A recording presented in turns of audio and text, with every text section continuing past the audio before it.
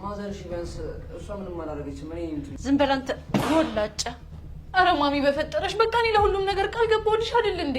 አንቺ ልጅ መልስ አትስጪኝ ብዬሻል ነበር። ኧረ ማዘር በእናትዎት በቃ በአባቶት እሺ በቃ ይቅርታ ያድርጉልን። አንተ ልጅ አጉላት ለምነኝ። ቆይ እንዴት አይነት ንቀት ቢይዝ ነው እኔ ልሸውደኝ የመጣኸው? ኧረ ማዘር እኔ እኮ ንቄ እኮ አይደለም። እና ምን እያረክ ነው? እኔማ እኮ ተሸክመው እኮ ሳይት እኮ ላግዞት እኮ ብዬ እኮ ነው። ለዛ ነዋ ስምህን እዮ ብለው ያዋሻኸው። እንደው አዳልጦኝ ነው እንጂ እኮ ማዘር እኔ እንደሱ አይነት ነገር አልነበረብኝ። ቆይ ሲጀምር ግን ስንት ዓመት ሆኖ ነው? 17 እና ገና ከመሬት ሳትነሳ ነው ፍቅር የምትለው? ንገረኝ ማሚ። ጸጋ እኮ አካብዳ ነገረችሽ እንጂ ሁሉም ነገር አንቺ እንደምታስቢው አይደለም። አንቺ ልጅ መልስ አትመልሺ።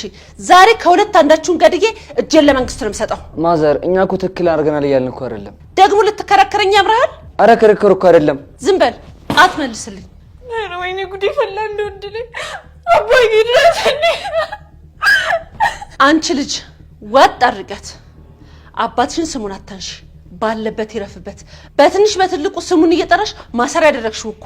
ማዘር እባክዎትን ሁሉን ነገር እናስረዳዎት። አሁን ምንም መስማትም መረዳትም አልፈልግም።